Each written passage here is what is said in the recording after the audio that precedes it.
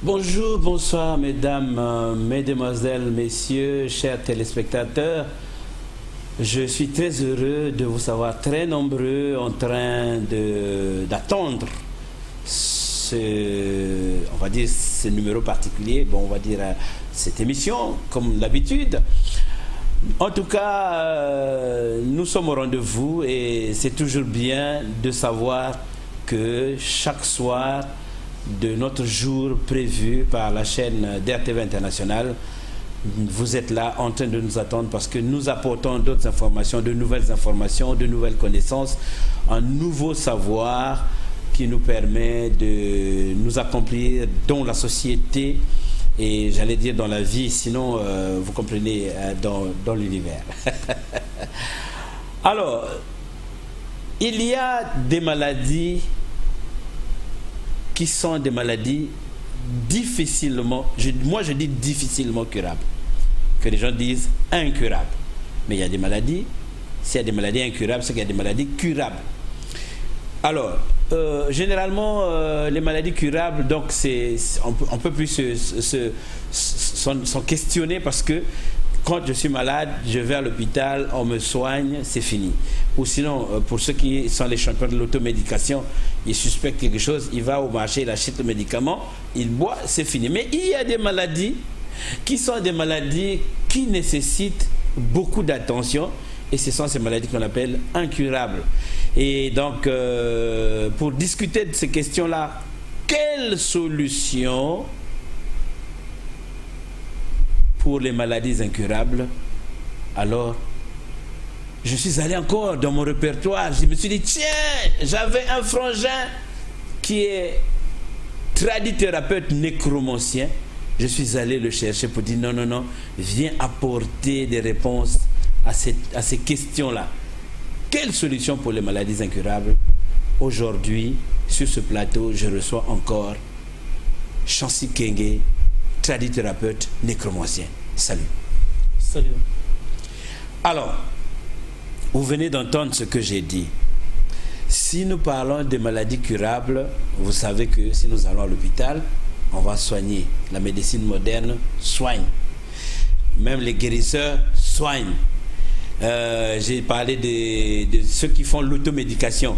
Il se soigne, donc il prend lui-même sans avoir consulté le médecin parce qu'il se dit que bon, il a la maîtrise de ce qui le dérange. Il va acheter le médicament, il prend, il se soigne. C'est bon. Donc tout ce qui peut se soigner. Mais de l'autre côté, nous avons, c'est toujours deux, hein, le soleil, j'allais dire le jour et la nuit. En effet. Toujours deux. De l'autre côté, il y a des maladies, bon, qu'on dit incurables. Mais je parie que chez vous, les tradithérapeutes, certains, bien sûr, peut-être pas tout le monde, vous dites que non, c'est curable. C'est pourquoi je vous ai invité aujourd'hui pour discuter un peu des solutions qu'il faut apporter à ces maladies.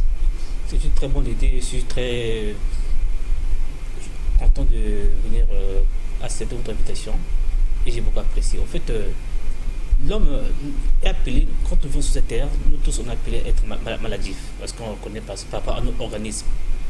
Aujourd'hui, les maladies curables ou bien incurables, si quelqu'un est malade, il doit se retrouver normalement à l'hôpital. Ça c'est reconnu partout. Maintenant, il y a des maladies, par exemple, à l'hôpital là où il est allé.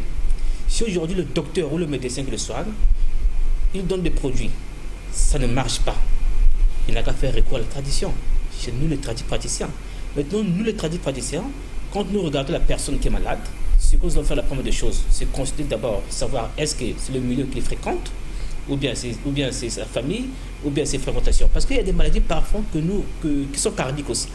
Mais tout ce qui d'abord est très important quand un malade vient auprès de nous, les tradipraticiens, c'est de consulter d'abord les entités que nous incarnons, de leur demander cette maladie-là, ça sort d'où?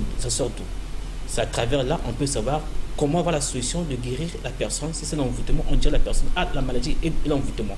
Si ce n'est pas l'envoûtement, on va conseiller la personne d'aller à l'hôpital pour se faire soigner.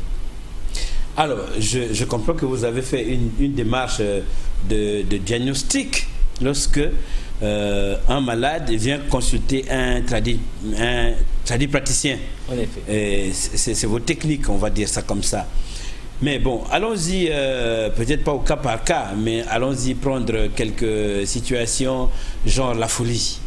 Bon. Parce que, pardon, il y a quand même au niveau de l'hôpital une unité qui est spécialisée pour ça. On va parler de la psychiatrie et tout. On va dire, bon, à l'hôpital général, par exemple chez nous, on va dire, bon, on l'envoie à tel endroit, de l'autre côté, c'est à l'OCH de l'autre côté, de la DRTV de l'autre côté. Bon, là-bas, on va le prendre en charge. Mais quand quelqu'un qui souffre de la folie, qu'on a tenté de traiter à l'hôpital, ça ne tient pas, vient vers le tradit praticien que vous êtes. Bon, la folie, il y a 4 catégories de la folie. Il y a la folie que la personne peut attraper par le sida, parce que le corps mental est déjà touché. C'est-à-dire que les chakras du corps mental est devenu très, très bassesse. Ça porte quelqu'un à des supertensions, quelqu'un peut devenir fou. Bon, il y a le palus cérébral aussi qui apporte quelqu'un de la folie. Bon, il y a l'envoûtement aussi, mais ce qui est très important, c'est surtout l'envoûtement. Il y a aussi les colères de nerfs, c'est ce qui apporte la personne à la folie. Mais la folie, surtout, c'est surtout de l'envoûtement. Parce que qu'est-ce qui se passe? Quand quelqu'un est fou aujourd'hui, bon, il se retrouve dans le monde invisible, hein, parce qu'il n'est plus conscient de ce qu'il fait mentalement. Maintenant, nous les praticiens, nous devons d'abord faire recours au mal. Quand on considère le mal, on peut savoir donc, par rapport à sa maladie de la folie, bon, c'est son côté paternel qui est à l'origine de ça, ou son côté maternel, ou bien la maladie est karmique, parce qu'il y a des maladies qui sont des karmiques. Des karmas, par exemple, soit votre père ou votre grand-père avait un totem. Le totem, là, il ne maîtrisait pas comment nourrir ça. Après sa mort, ça commence à faire recours, une malédiction. Bon, ça commence à faire recours à ses enfants, à ses petits-fils. Et le petit-fils plutôt malade. Maintenant, nous, les praticiens, nous avons quand même des capacités de bloquer l'entité là, qui fait que la personne puisse être à toute fois malade, heureux qu'il puisse être malade à tout moment, mais on peut quand même bloquer l'entité et la personne puisse avoir sa guérison normale totalement jusqu'à la fin de ses jours qui passe sur cette terre. Ah, ça c'est très intéressant parce que, mais ça veut dire que celui qui avait le totem qu'on ne peut plus maîtriser parce que lui-même il n'est plus, il n'a pas laissé les techniques de la maîtrise du totem, puisque c'est un totem familial. En effet, c'est la raison pour laquelle je vous fais comprendre ceci. Chez nous, les Bantouans, chez nous, les Africains, nous avons souvent ce genre de totems comme ça. C'est-à-dire que quelqu'un peut avoir un lion, panthère, ou dragon, ou belle boa. Quand il a son totem en lui, en fait, il a voulu initier soit un de ses enfants, mais par l'égoïsme, ou bien par l'ingratitude, ou bien par la naïveté, il est mort comme ça, sans initier personne. Maintenant, le totem là, ça reste devenu une maladie qui attaque des gens mentalement. Donc, à toute fois, la personne est devenue fou. Ah, un tel est fou. Mon oncle était fou. Ma nièce était fou. Donc, c'est devenu une famille de folie. Ça arrive souvent. La loi cosmique ne permet pas qu'aujourd'hui la personne puisse être fou. Mais par rapport à ce que nous faisons, ça nous rattrape à des moments parfois. Donc, c'est à nous, les praticiens, qui doivent faire la force et l'amour du prochain pour aider les autres qui souffrent de telle maladie, de la folie. Il y a aussi, par exemple, le sida. Le sida, ça peut rendre fou. Aujourd'hui, quelqu'un qui a le sida peut devenir fou aussi. Maintenant, quand la personne qui a le sida qui est devenue fou, qu'est-ce qu'il doit faire? Quand il est à l'hôpital, par exemple, on n'arrive pas à soigner la folie, soit par exemple au cabanon, il n'a qu'à faire retour au praticien. Mais le praticien va d'abord voir, est-ce que cette maladie-là, je peux guérir ou non? Il faut d'abord demander, à toute fois, il faut d'abord donner au mal. Ça, c'est un conseil que je donne à nous tous, les praticiens. Ok, donc on consulte d'abord les mannes pour... en fait, c'est ça la méthode que vous utilisez pour faire le diagnostic. C'est mathématique. Ok, mais vous particulièrement, vous êtes quand même nécromancien. En effet. Est-ce qu'on peut partir dans les profondeurs des esprits familiales de la personne malade pour demander et trouver une solution par rapport à ça? Mais nous partons négocier. Dans la nécromancie, en fait, nous sommes en contact avec les entités de la famille. On peut demander soit le nom de la famille.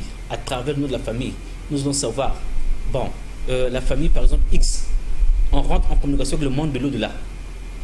Le monde de l'au-delà nous permet de savoir comment contacter les entités de cette famille-là. Maintenant, quand par rapport à la folie, les entités peuvent demander, bon, par exemple, nous, pour guérir la personne, il nous faut le porc.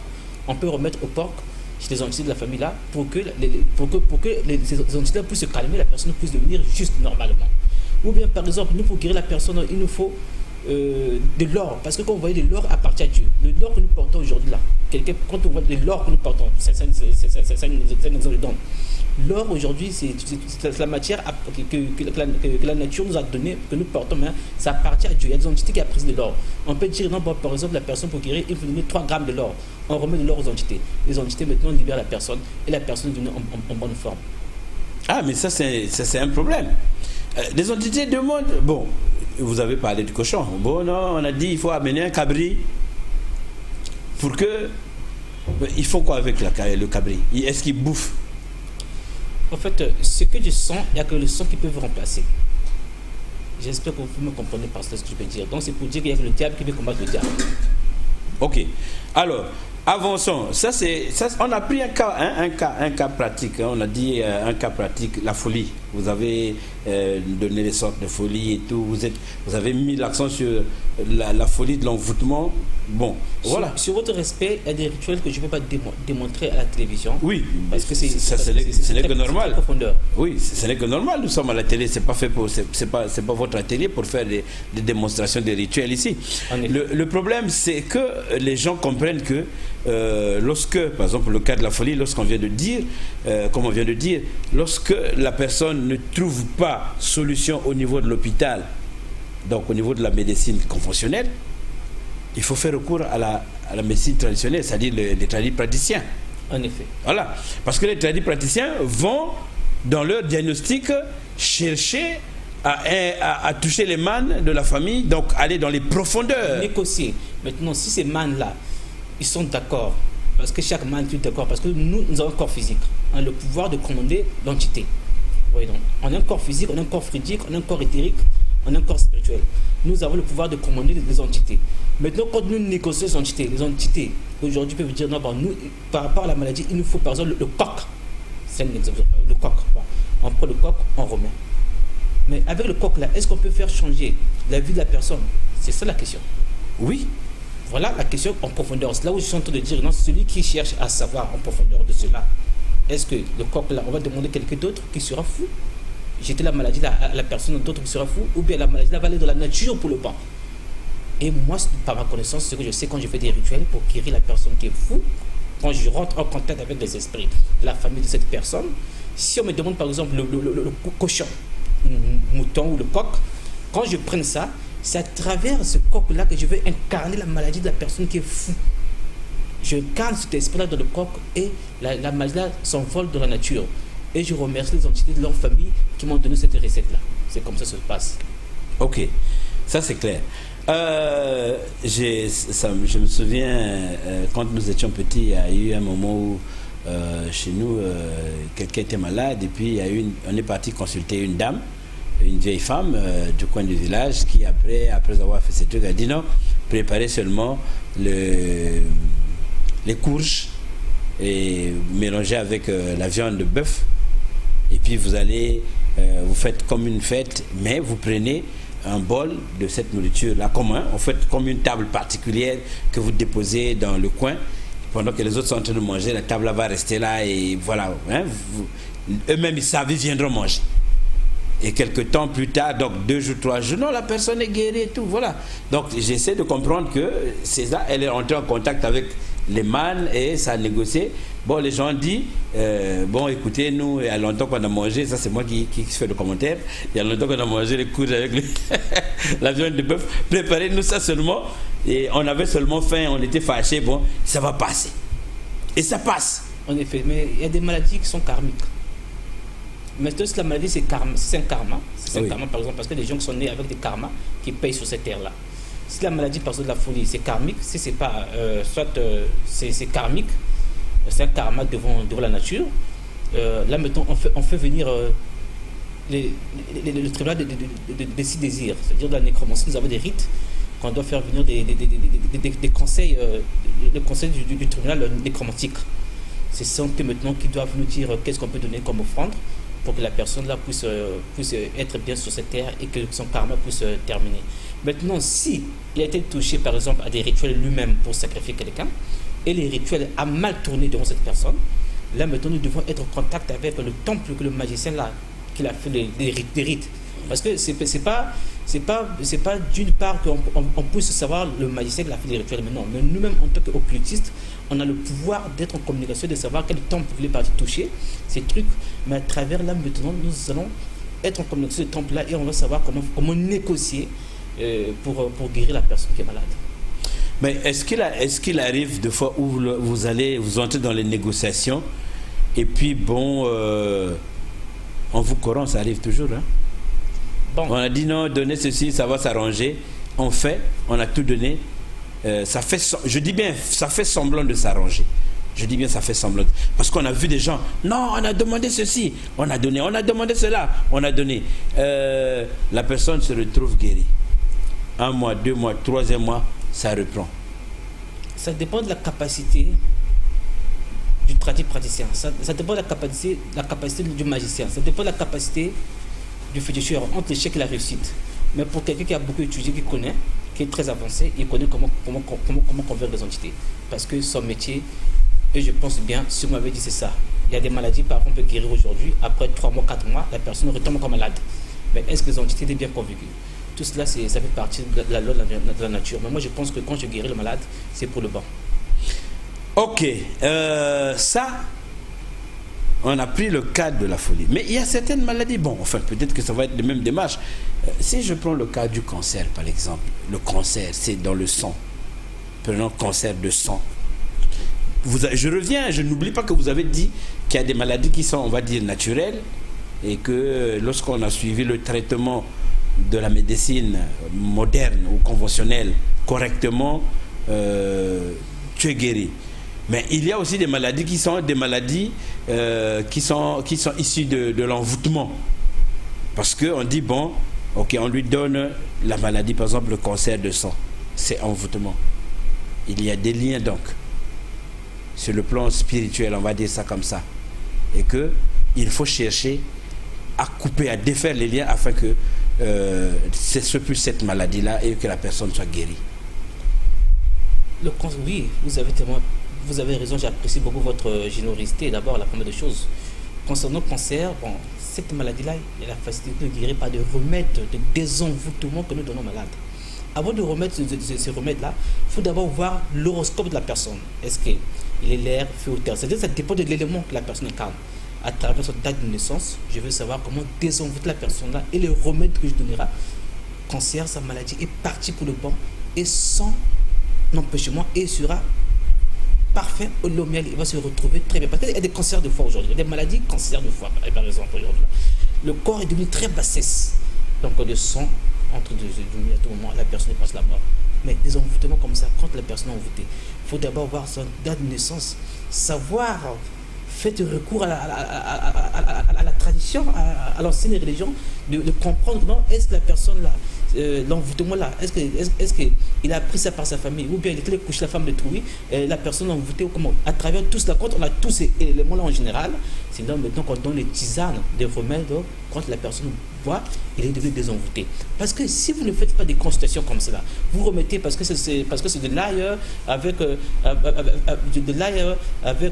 XY, on remet la personne, il sera désenvoûté. Non, il y a tout remède de désenvoûtement, ça ne marche pas avec n'importe quel organisme. Il y a des organismes, des remèdes d'envoûtement, quand vous le donnez comme ça n'a pas réussi. Parce que vous n'étiez pas en contact avec l'ange gardien de la personne. Donc, c'est mathématique ce que je veux comprendre. Il faut être en contact avec les entités que la personne incarne, et à travers ça, quand vous le remettez, la personne est guérie facilement. Son cancer s'envole, c'est parti. Et la personne se retrouve en bonne forme. Donc, c'est un conseil que je peux donner à tous les praticiens. Quand nous donnons des médicaments à des malades, parce qu'on va dire, parce que le sel ou bien ça, quand je donnerai, ils sont guéris. Non, il y a des remèdes de désenvoûtement qui ne réussissent pas à des malades parce qu'on n'a pas eu l'idée ou la stratégie d'être en communication avec son ange gardien.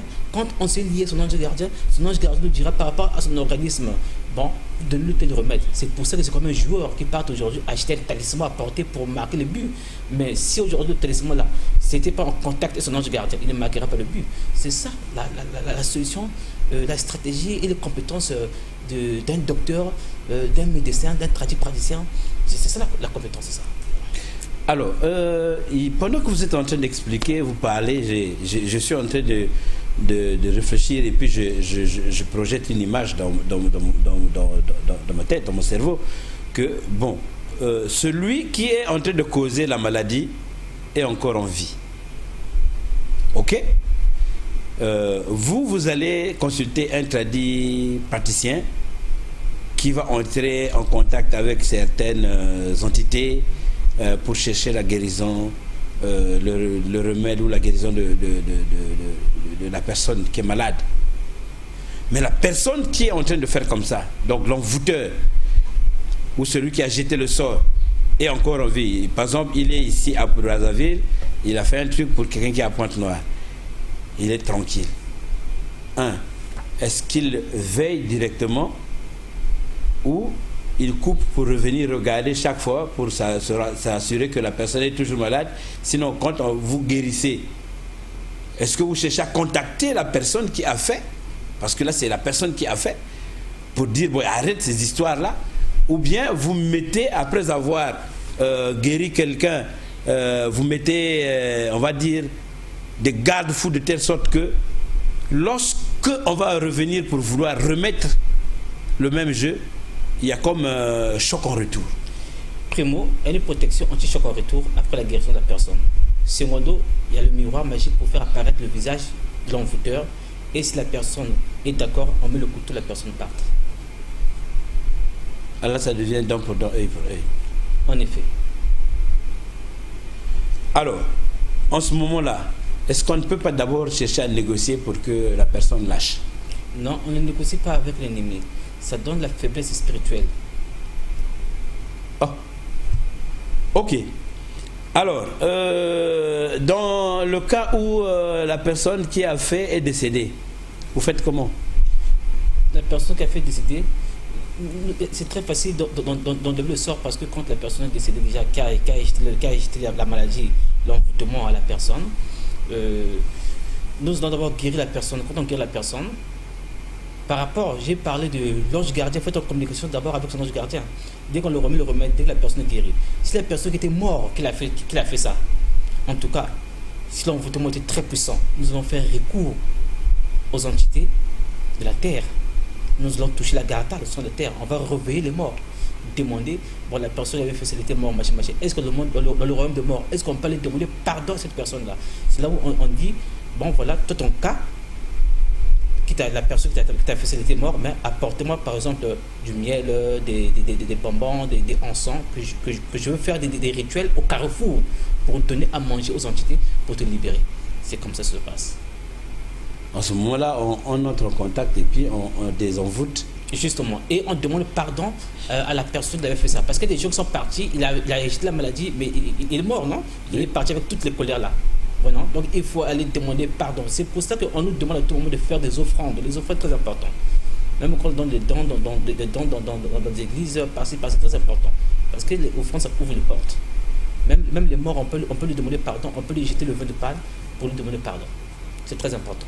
Mais si le gars aimait seulement prendre, par exemple, le vin rouge, vous allez prendre le vin rouge? Quand je rentre en communication avec le gars par télépathie, il me dirait qu'est-ce qu'il faut, on le donnera. Voilà, ça a été un cas précis que nous avons parlé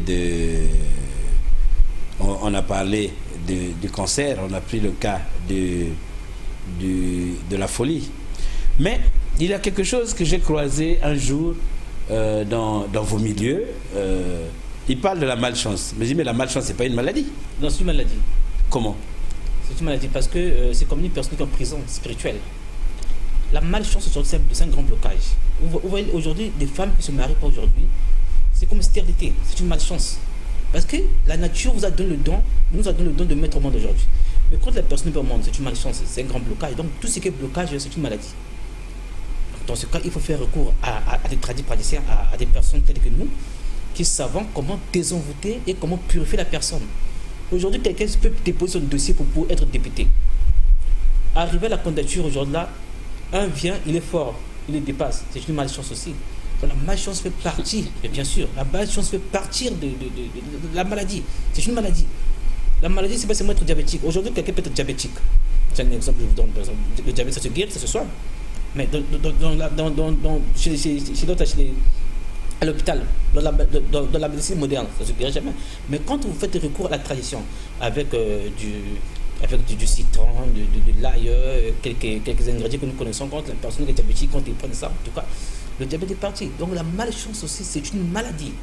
Ça, c'est reconnu partout. En tout cas, quand quelqu'un est malchanceux, il ne peut rien faire de sa vie. C'est un grand blocage. Donc, il faut désenvoûter la personne pour que la personne puisse être victorieux dans tout ce qu'il fait. Soit il veut être ministre, et puis il est malchanceux, il n'arrive pas à avoir son poste parce qu'il y a un blocage. Ce n'est pas politique, hein. Être ministre, c'est pas une maladie, hein. Non, en fait, c'est pas plutôt que tu avais la malchance et puis on a guéri puis tu deviens ministre. C'est politique, ça. Mais non, quand c'est politique, parfois on aurait été destiné d'être ministre, mais quand les gens de mauvaises entités sont bloqués, il faut désenvoûter et tu auras la chance. Ah, ok. Est-ce qu'en ce moment-là, quelqu'un qui n'est pas dans un parti politique ou c'est le parti qui est par exemple au pouvoir, parce que son aura a été sali, vous lavez l'aura, comme ça seulement, allez, on le prend, on le met ministre.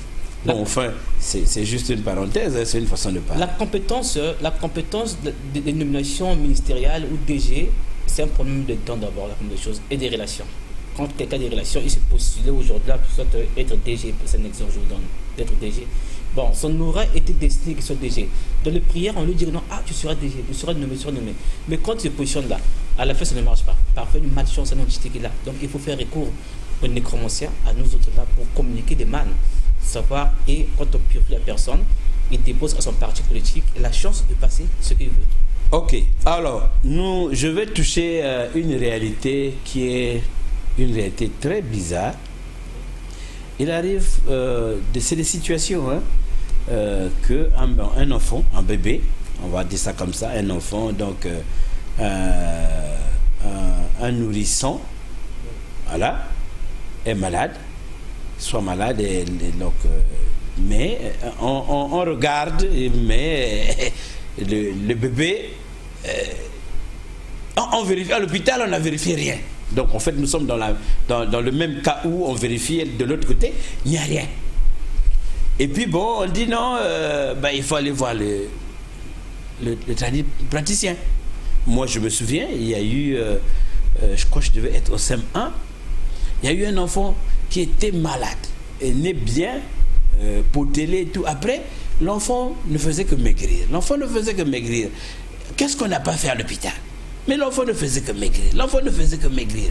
Et après, ils sont partis voir une dame qui a commencé un rituel que moi j'ai trouvé un peu bizarre, dans ce sens où chaque matin, très tôt le matin, on amenait l'enfant là, chez cette maman-là. Elle faisait ces trucs. Bon, je ne regardais pas, mais moi, ce qui avait tiré mon attention, c'est qu'il y a eu un truc où on l'amène à la poubelle. Hein, à la poubelle. Ce que nous appelons communément dans les langues du sud, Zala. Donc à la poubelle. Hein, donc vous voyez, au village, lorsqu'on balaye, il n'y a pas un endroit où on prend pour aller jeter. Généralement, on pousse sur le bord des maisons. Hein, donc ça constitue une partie où la suite c'est des arbres, les arbres fruitiers. Vous voyez, non? Maintenant, cette dame-là, on prenait l'enfant, elle ouvre un peu la saleté, elle met et puis elle couvre l'enfant. Et puis on l'abandonne là-bas. Maintenant, on demande à la maman d'aller ramasser, comme si tu as ramassé un enfant.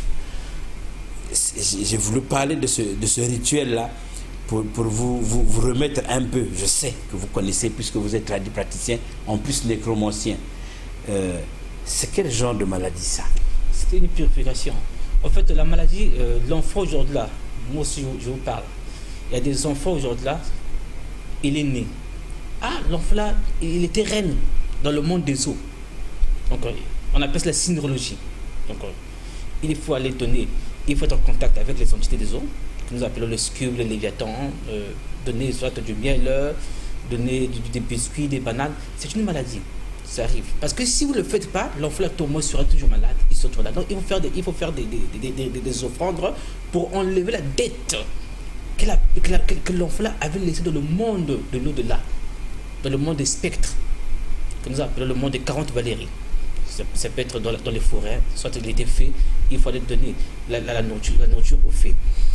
Quand le praticien reçoit le malade, soit la fille ou le garçon, le petit et ses parents, il doit d'abord demander au mâle.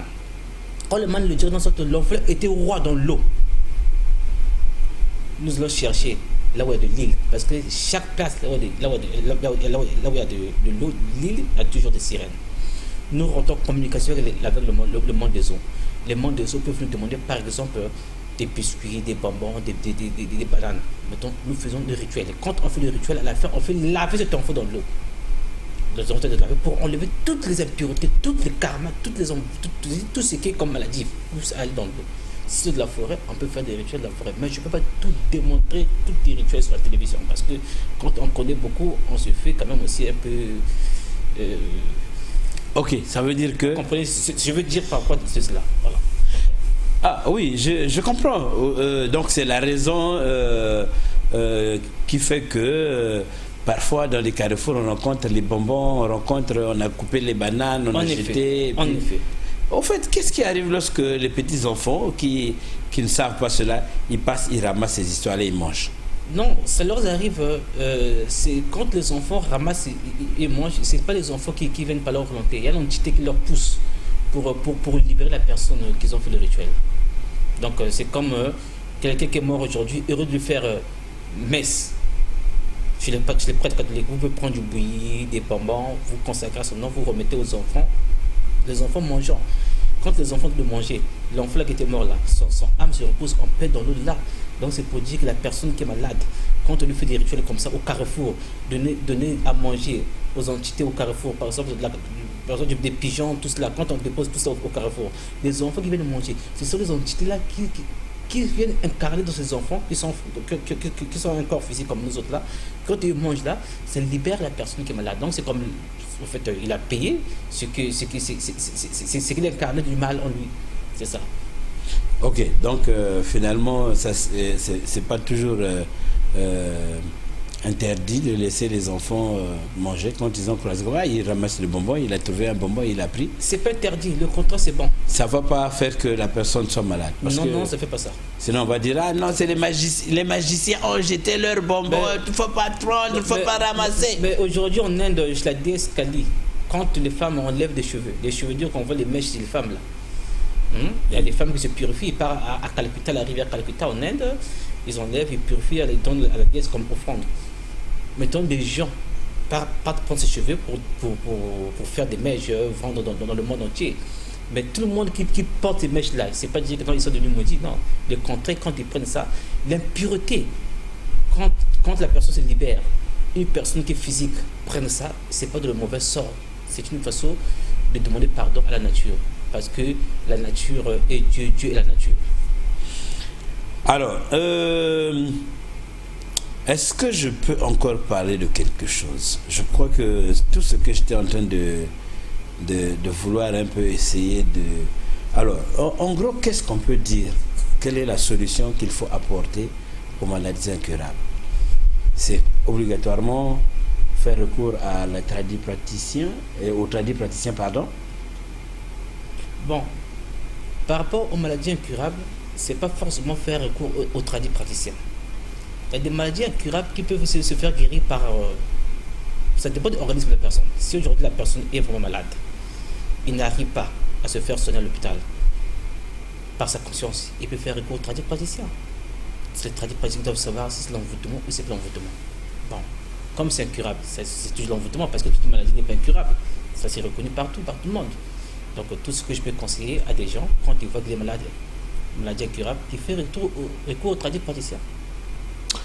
Voilà, donc vous comprenez que en fait, il n'y a pas de maladies incurables. En effet. Voilà, c'est ça ce qu'il faut retenir. Que toute maladie est curable, pourvu qu'on détecte là où il faut réellement pour qu'on puisse trouver solution. Justement. Si avec les maladies que vous appelez curables, on trouve une solution au niveau de la médecine, on va dire conventionnelle, mais il y a aussi la médecine traditionnelle. Mais il y a aussi de la même manière, parce que dans les maladies incurables, ici je prends par exemple, aujourd'hui il y a ce qu'on appelle des maladies, bon, il y a des maladies qui deviennent incurables et on fait de l'accompagnement pour soulager la douleur, tout simplement. Or, il n'y a que au niveau de la tradithérapie, on peut trouver solution, mais c'est de manière particulière parce qu'en ce moment-là, on mélange la pratique traditionnelle Nécromancie. avec la nécromancie. En effet. Parce qu'on va dans l'au-delà, le praticien va contacter l'au-delà, de l'autre côté, j'allais dire, avec les entités pour trouver des solutions, parce que il y a des gens qui connaissent des feuilles ou des remèdes, mais qui ne vivent plus sur cette terre, et enfin, j'allais dire dans ce monde physique. Et de l'autre côté, le spécialiste peut contacter pour avoir l'information et apporter la guérison à la personne malade. Et donc, Chancy, merci d'être passé. Peut-être qu'il y a un message particulier. Le message, joyeux Noël à tout le monde. Joyeux Noël à tout le monde. Celui qui a besoin de moi, je suis praticien, je suis un guérisseur. Celui qui a besoin de moi, il n'a qu'à vous voir. Ça sera beaucoup facile.